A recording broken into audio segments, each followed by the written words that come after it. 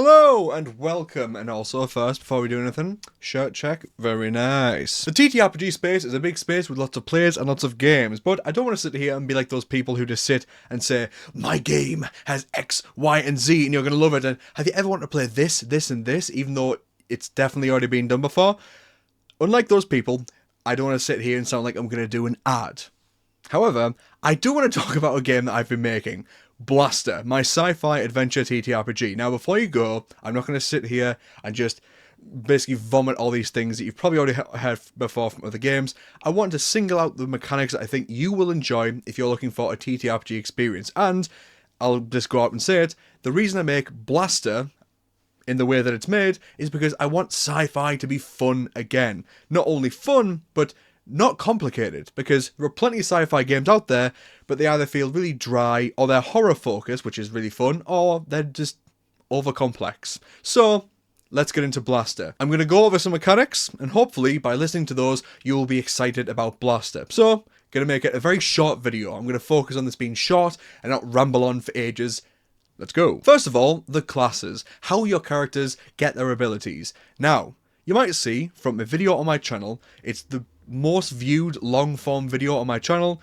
It's about D&D, and it's about if classes could work like this. Wouldn't it be so cool if we could customize how our characters worked, where classes could have subclasses that just mix with each other, and you could have sort of like a College of Valor druid, for example? Well, I made that video because, well, I've designed that very mechanic for this game, and also Sanctum. It started with Sanctum, to be fair. It started with my fantasy TTRPG that I'm making, but it went over into Blaster as well, because I think this mechanic, I want this to just be how this works, and I think if you'll see it, and you'll play it, and you'll look through all the options, you will love it. But for now, as I tell you this, how it works is, there are 4 classes, and there are 10 tropes. And when you make a character, you can either roll or choose from one of these 4, and then one of the 10 on this side. So that means there's a bunch of different combinations that you can make, and the combinations leave you with loads of options to go for.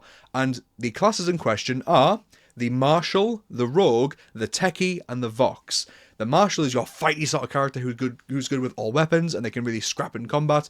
The Rogue is sneaky, and they can also be really good at sort of skilling their way through all the problems. Techies are technically minded. They're good with tech, but they're good with whatever they really want to be good at. They're very supportive based. They get a buddy drone that follows them around to help them hack if they want to, or it can make them amphibious to like fly through things with little water jets. There's all sorts of ways that you can modulate this little buddy drone to make them very customizable from level 1. And the last one is the Vox, which they can utilize what are called axioms, which means they can bend axioms or truths of the universe and bend the truths. They can bend reality.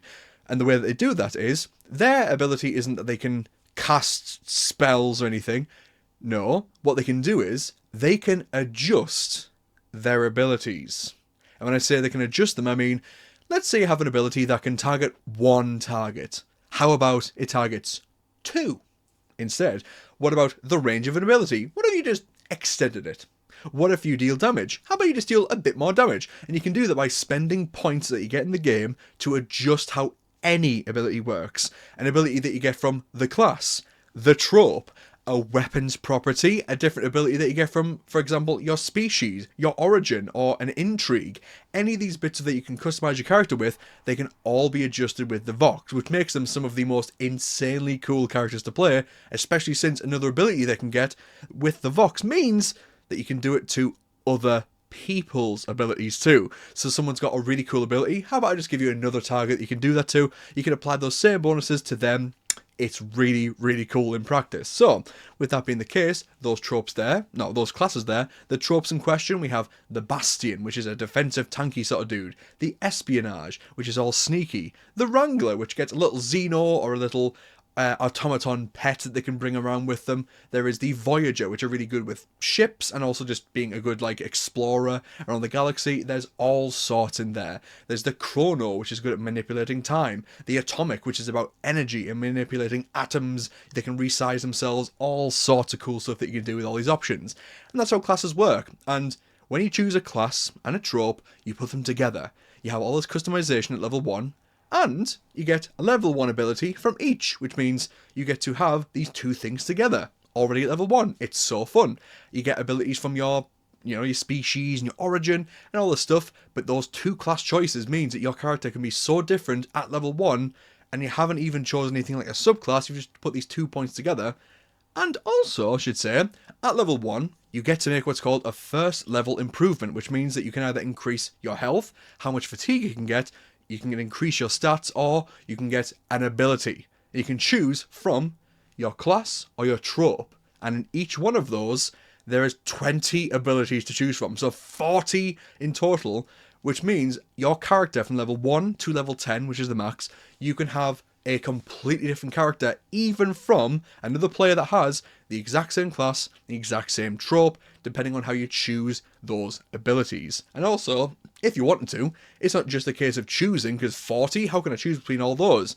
Even though other games might have a similar number of them, it sounds like a lot, but really, you could just pick up a d20 and roll, because you can just choose, or you can roll, because this system has a lot of ways in which you can choose or roll for things to happen. So customization aplenty, simple, sort of giving you this stuff at level 1, but also all this stuff to help you choose extra ways to diversify your character.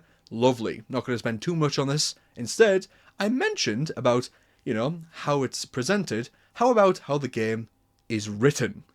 I have no qualms about this game having a lower word count.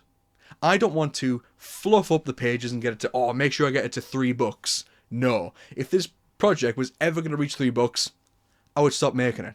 I want this game to be 1 book. All the stuff for the players, all the stuff for the GMs, a full bestiary, starships, everything you'll need, all the items in 1 book. That's what I want. And the way that I want to do that is make sure that the rules that you can get in the book, they're simple, they're not overly written, you can learn how to play on the first page. And that's not because it's like, the text is squeezed in. The text is pretty big on the page. I want it to be readable, simple, and I feel like I can definitely achieve that. So you can pick up this game, even if you're new to TTRPGs, or you're thinking of branching out into something else, or you think, sci-fi is complex. Nope, grab this book. You can see that, actually, it's quite simple to learn the mechanics. I want that to be the case. And so far, I think it's pretty much getting there. So, again, not going to put too fine of a point in it, because we want to be quick with all these mechanics, but we have the class and how they work, customization, and all this just very, text light sort of stuff, alongside the fact that the game's quite it's not rules right, it's rules right, not rules light. It's got rules to use, but they're not overly complex because they're not overly written, and there's not much maths to keep a hold of, which I'll get into later, I think. The numbers are typically quite small in this system, so if I'd say something like, the enemy takes 10 damage, that's a lot of damage in this system. So, it's that kind of thing. So bear that in mind as we move forward. As we roll into, no pun intended, the rolling mechanic, or just the mechanics in general of this game. They're very simple because I've curated how I want the rolling mechanics to be. I've seen games that do X, Y, and Z, and they achieve what they want with the game. A D20 system, a D6 system, a dice pool system, they all do their separate thing.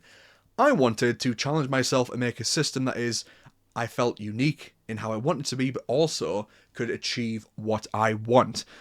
So, I've made different games that do different things, like D12 for rolling under certain mechanics. I've made a 2D8 system where the rolls are added together and they add a bonus to get either one of 3 kinds of results. Blaster is similar to that, but not 2D8. The way it works is, there are 3 kinds of results that you can get, and how you get those results is you will have 2 dice that you roll whenever you make a roll. You'll have a dice that comes from your stats, and a dice that comes from your difficulty, or at least the situation's difficulty, which is given to you by the GM. If you're really good at something, you're going to roll a d12. If you're really bad at something, you roll a d6. If the task is really easy, you roll a d12. If the task is really hard, you roll a d6. And it's a scale. You can roll a d12 with a d6 or a d10 with a d8, whatever it is. But you're going to roll those 2 dice together. You pick up those 2 dice, and it's always ever going to be 2 dice. You don't roll, advantage or whatever, and you roll more dice. You're going to get these, roll them together, and that is your roll there. And what you're trying to get is, how many 5s or higher did you roll? So if you have a d6, you have to try and get a 5 or higher on a d6. Pretty hard to do, but a d12, much easier to do. So it depends on how difficult and how good you are at a thing. Will depend on what the result is. Now, because you have 2 dice, you consider how many times you got a 5 or higher. Because you can either get, as you can see, either 2 5s or higher, 1 5 or higher, if only 1 dice does so, or neither of them do so. So that means there are 3 main results that you can get. And there are 2 extra ones which I'll get to in a sec. The 3 results are fail, success, and triumph. And they're super simple and super cool when you start to look at it in a grander scale. So, the way they work is, triumph is you succeed and everything goes well. Perfect. Success means you succeed. But, because I love, you do this, but, or this happens, but, or this happens, and I like this sort of flip on its head sort of storytelling. Failure, on the other end of the scale, isn't just, you fail, that's it. No. Failure means that you don't achieve what you want to do. However, there is a bonus at play. You don't do what you want to do, but something else happens to keep the action flowing. If you succeed what you want to do, but something happens to divert and give you a complication along the way. These are called boons and banes. And that means 3 results mean you either succeed and you keep on going, you fail and you don't do what you want to do, but something gives you a boon to help you keep going and keep the action moving, or you succeed, you do the thing, but something gives you a complication, so you need to address that as well.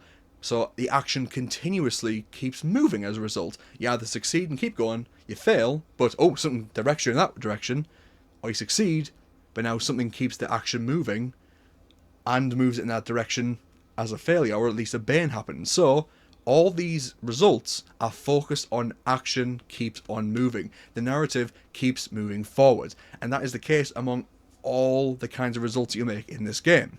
Even in combat, a similar thing happens. If you make an attack, you will get either a success, which means you deal a weapon's damage, for example. If you get a triumph, you deal double the weapon's damage. So if that weapon deals 3 damage, you deal 6 instead. Super simple. There's no extra bonuses or things to work out, just that number doubled. Easy. And failure means you don't hit, unfortunately. However, you do get what's called a momentum action. From your class and your trope, you get 1 each. For example, you might have one that lets you teleport someone around the place if you're a Vox. If you're an espionage as well, that means you can turn invisible if you miss. All sorts of ways you can really work things around. One lets you move. One lets you move someone else. There are ways that you can do this and work it around, and it means that failure doesn't have a thing where it's like, oh, I missed, that's sad, move on. Failure means, well, that didn't happen, but instead, I can manipulate the situation in a different way. To the point where that boon in combat, well, even though I missed, this might actually be better. And instead, actually, GM, could I actually just choose to fail and use the espionage thing instead? In playtest, a player did this and they loved it. They were like, wait a minute, I can turn invisible if I fail? Can I choose to fail? And I was like, yeah. And that character chooses to fail, then moves away, and then on their next turn, they start to hack or break a computer that they wanted to on that turn anyway. So there are ways that you can use these momentum action to make it so that if you succeed, something cool happens. If you triumph, something even cooler happens. If you fail, however, yeah, you don't do what you want to do, but you can still get a bonus at play. You might use your surroundings to still deal damage. If you use, I think it's the Voyager that gets that, they can go, oh Christ, I'm in like a really bad situation, but we're in a lab right now, and I missed with my attack, but I actually hit like a vial above their head, and acid from the vial pours onto their head. Maybe I shoot a rafter and it clonks onto their head. Maybe I shoot a electricals or like some sets of wires and the enemy gets shocked. Or a steam pipe, blast them with steam, they take fire damage. All sorts of ways you can be creative with that. Invisibility, moving stuff around. You can give people just cover in combat. All sorts of ways that these momentum actions can really make the combat interesting and fun. Really cool with how that works. And that's just from the rolls, but there's another way that you can actually use the rolls as well, and that is you can roll a positive or a negative twist. If you succeed, you get 5 pluses on both dice, And you also roll the same number on both dice. So let's say you aim for a 5 or higher on both dice, and you get a 6 on both. That means you rolled a positive twist, which means you succeed and something good happens. So triumph means you just succeed. There's no badness to it. You just succeed. Move on.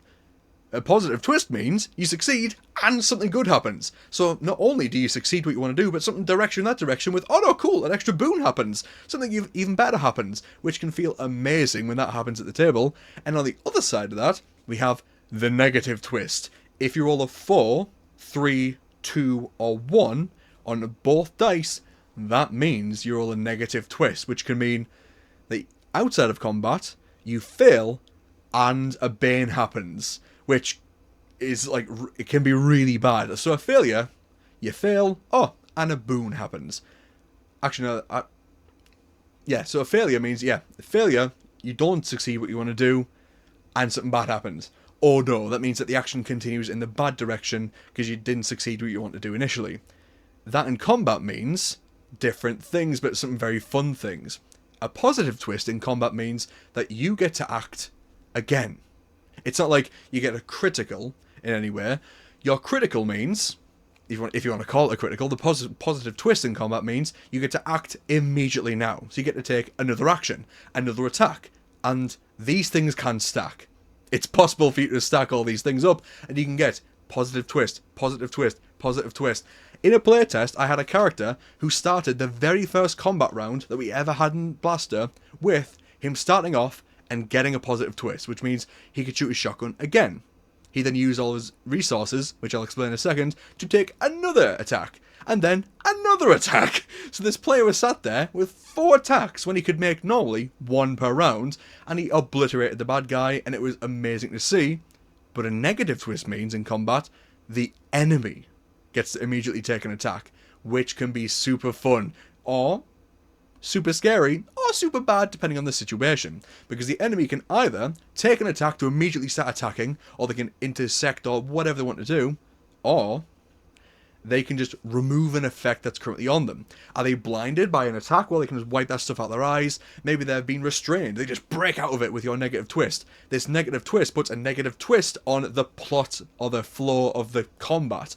It's so fun, and these curated results means that there's no just like success and then the GM has this onus to go, okay, how do I make this success actually keep the things going, and just hoping that the players just continue playing in the way that they want to be. Instead, the GM gets to be a storyteller. The results change the flow of the combat. They change the flow of the plot, which other games have done, so I wanted to make Blaster the same. This narrative that is carried on through the roles as opposed to just the roles just make successes and failure happen.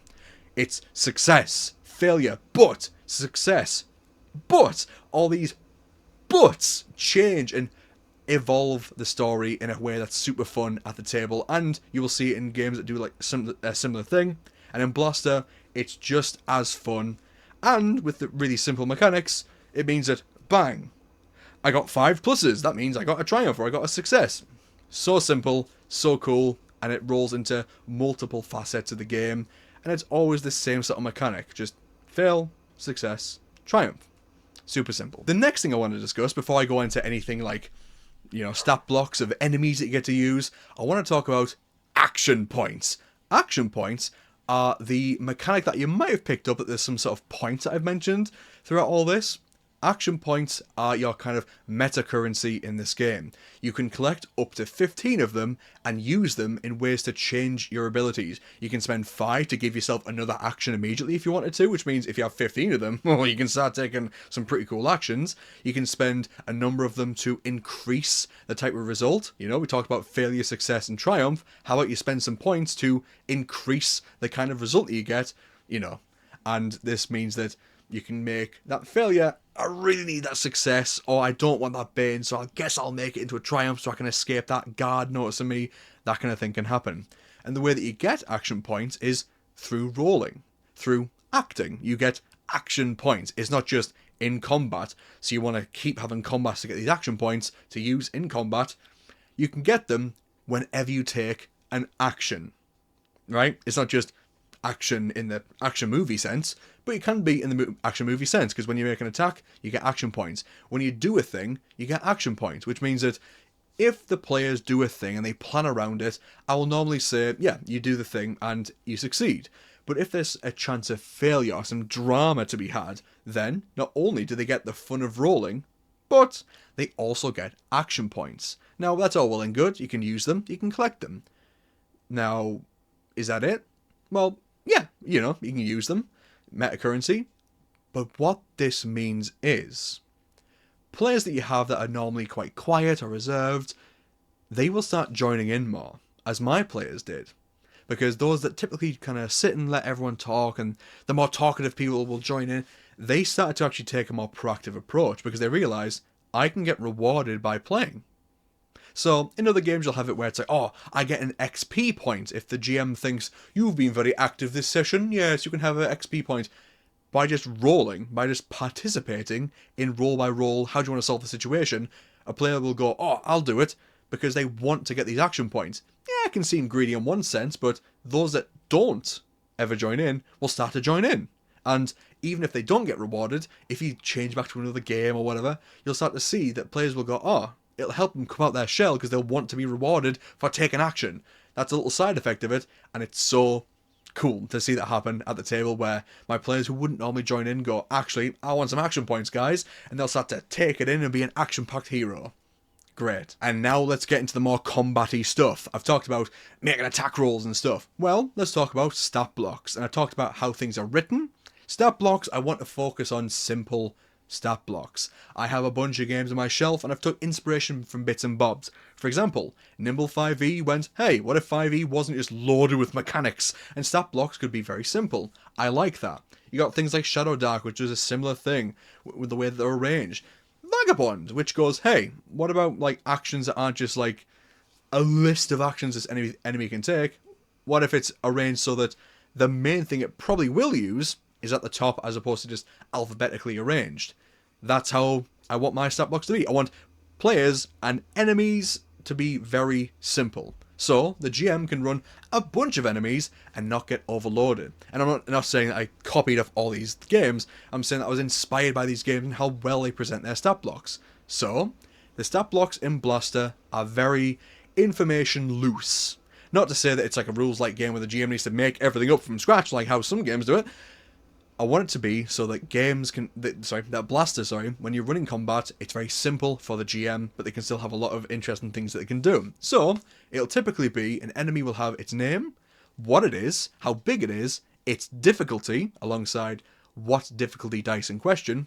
As mentioned before, difficulty is, a d6 is, kind of easy, because it's kind of poop, it's not that much, it's kind of bad, but an extreme enemy will have a higher dice, which means it just has a bigger dice and better chance of success.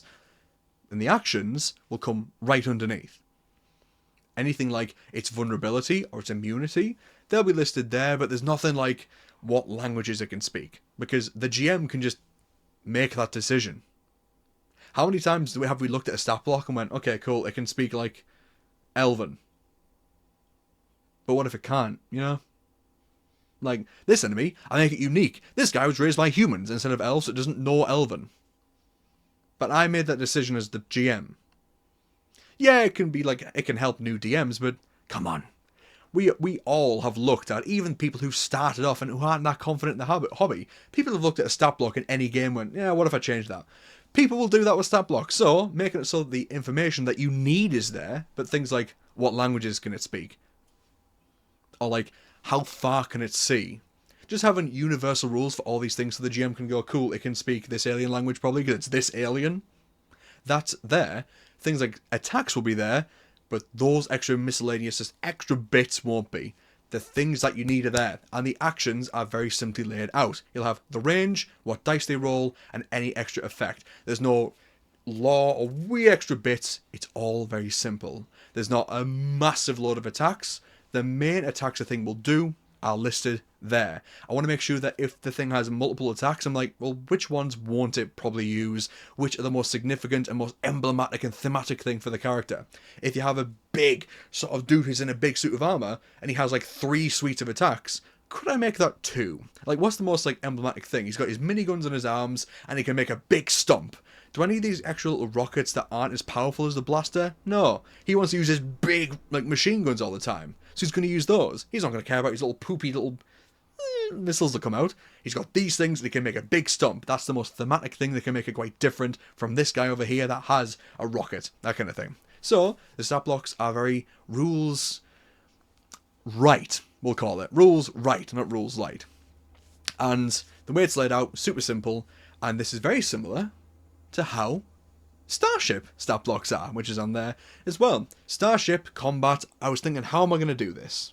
Do I want to make it so that it's kind of just like loosey-goosey, like how the Star Wars Edge of the Empire game does it, where it's like, the stats are there for the thing, but it's mostly just down to how the rules decide things, which means that everything in the game is pretty much the same, and I don't want to get into an argument about that, so I wanted starships to feel customizable. Your starship is your player's starship. It's your base. It's your mobile home that you take around and your base of operations. You can customize it, which you can't really do, or it doesn't really matter if the roles will just decide what happens. I hope that makes sense. But I also did want to have it so that it's like grid based and hex based, and because if you didn't know, even in advanced technology and what have you, it would be insane if your ship could move like a person with feet can move, because a person with feet can go run into someone, or no, and then run backwards.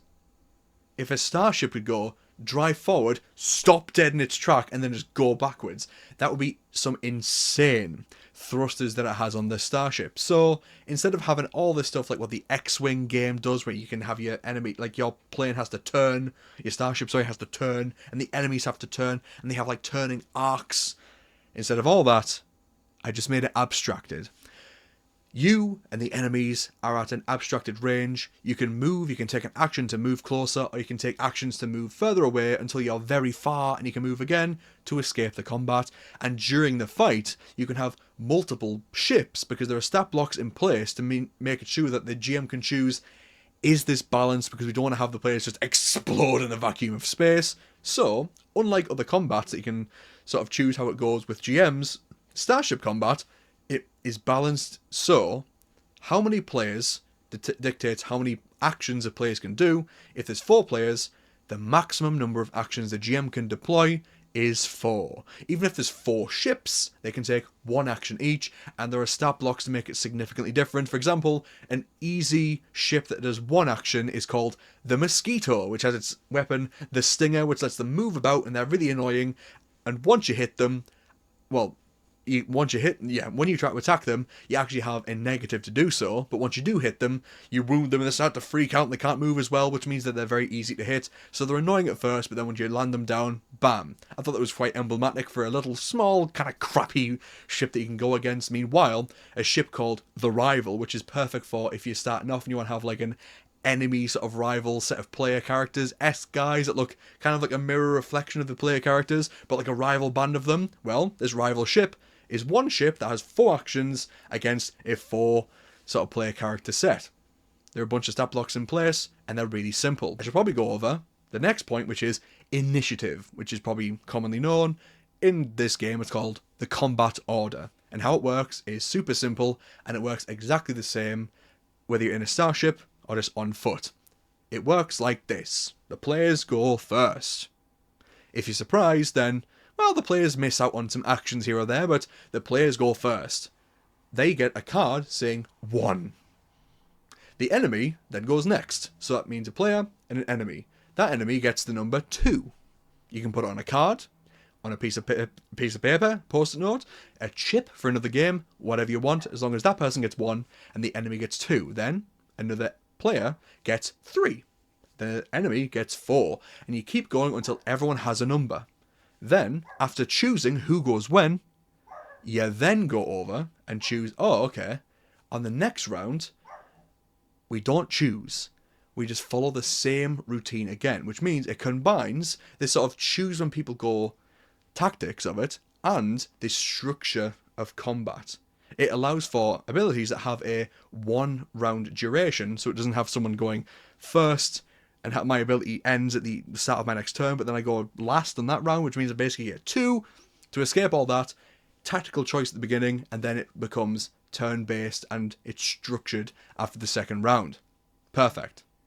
Super simple. It combines the best of both worlds together. I love this combat system, and I will use it in, I think, most of my games, apart from one. Anyway, but yes, so that's how initiative works. Combat, Starship Combat, and initiative, all very simple. Simple stat blocks, and number of actions that you get to go with. And the last thing I want to cover, real simple, is the Intrigues. Now, there are D100 Intrigues that you can get across all of this. Now, as I explain this, let me just say this. I'll put this picture on screen.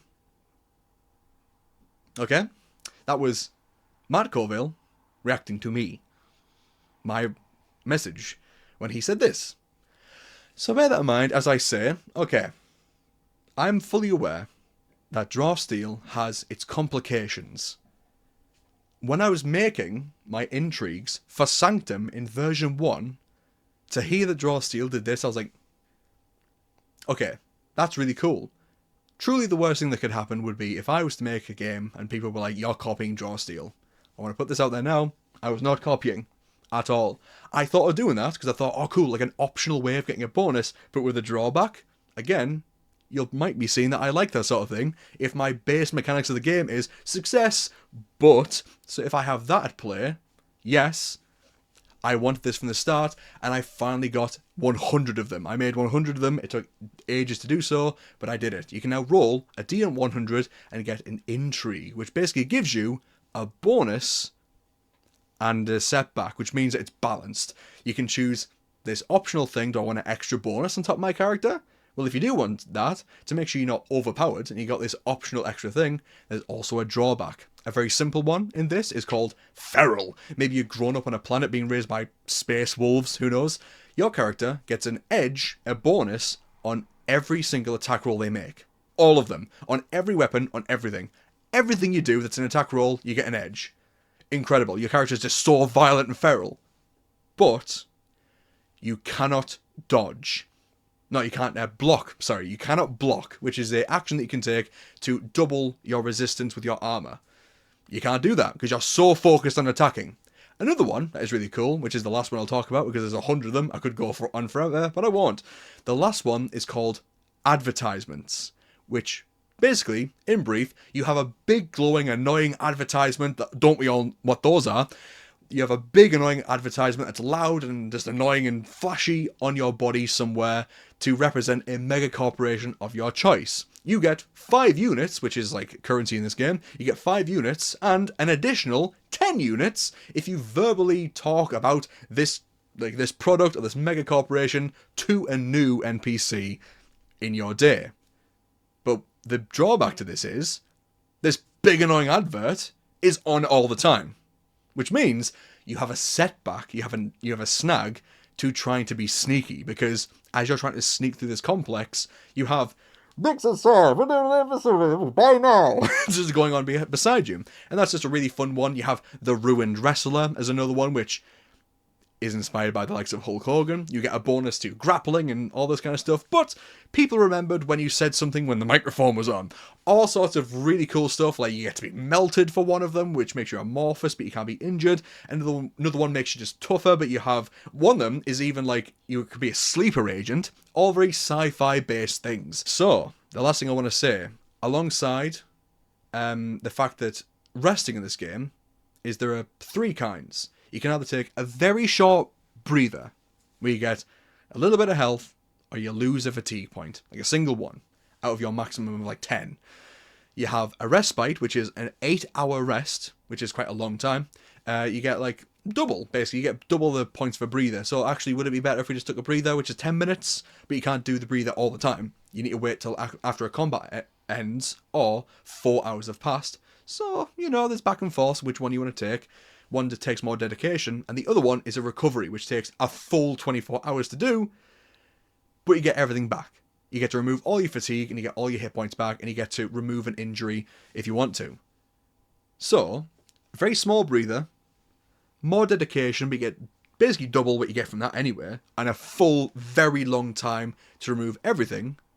What this means is that your character is this combination of a class and a trope.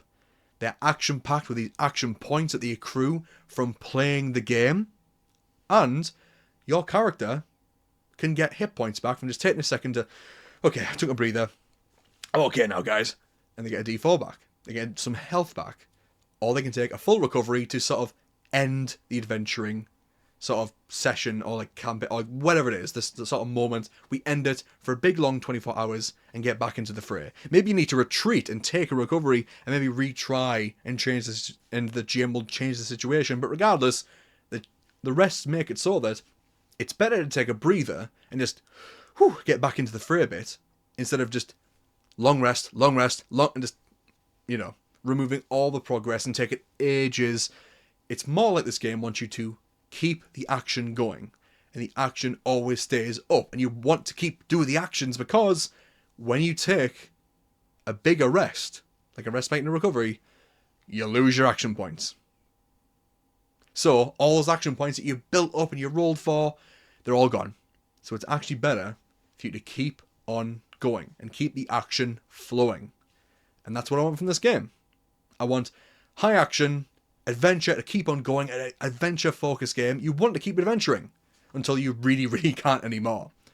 So, with all that together, I hope that those mechanics sound fun, sound interesting, and if there's anything in there that genuinely, if one person in the comments goes, hey, tell me more about that, I will happily tell more about that. But for now, I won't ramble anymore. I hope that sounds interesting. I want to make sci-fi fun and simple for people who want a more simple and fun sci-fi adventure rather than a horror-based one or a more like grim and dry one. So, I love you all, and I'll see you next time.